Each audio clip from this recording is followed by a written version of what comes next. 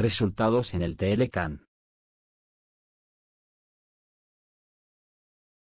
El gobierno mexicano concibió el Telecán como un elemento fundamental en su estrategia económica.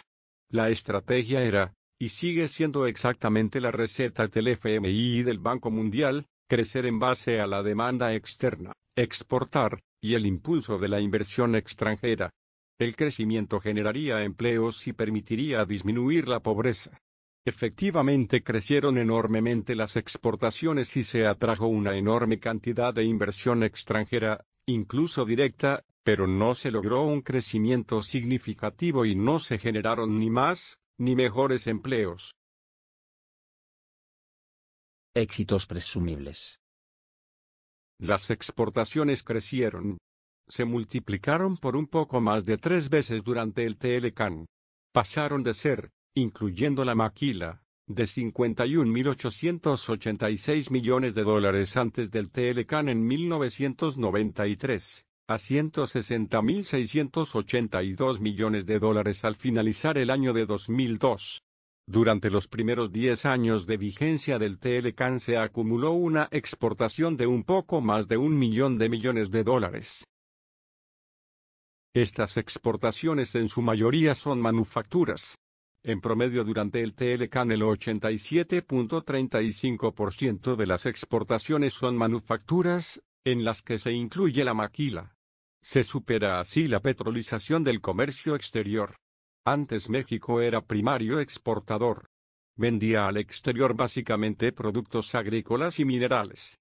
En los 70 gran parte de la exportación fue petróleo crudo. En 1981 el petróleo significaba el 72.5% de las exportaciones. Al pasar los primeros 10 años del Telecán el petróleo solo significaba el 9%.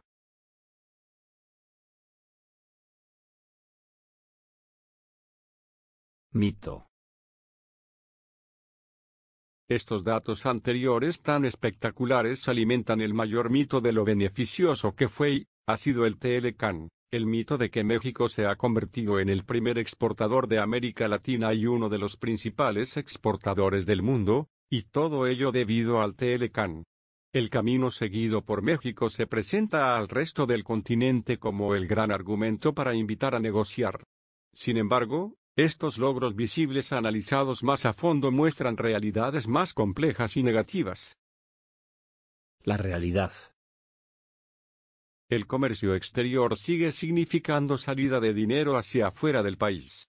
México ha firmado multitud de tratados de libre comercio y sin embargo en los primeros 10 años posteriores a la firma del Telecán, México acumuló un déficit comercial con el mundo de 43.670 millones de dólares y un déficit en cuenta corriente de 121.355 millones de dólares. El superávit comercial con Estados Unidos se debe básicamente al petróleo y la maquila cuya dinámica es independiente del Telecán. Las exportaciones de petróleo realmente no han aumentado significativamente.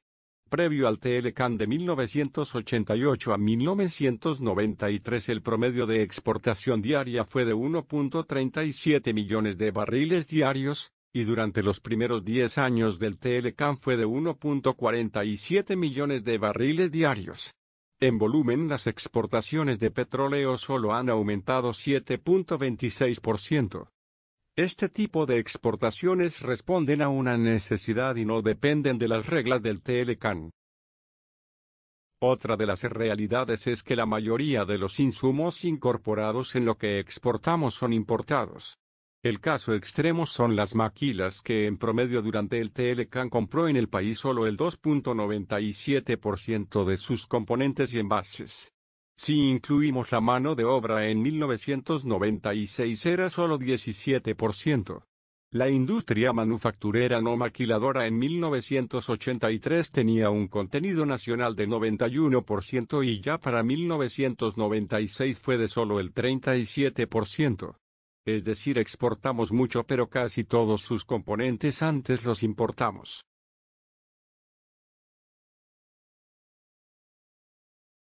Para concluir, podemos decir que el TLCAN no ha realizado las expectativas y objetivos que se plantearon sus promotores, no ha logrado ni siquiera un crecimiento significativo de la economía, menos que el crecimiento sea estable, sostenido, sustentable y con justicia social.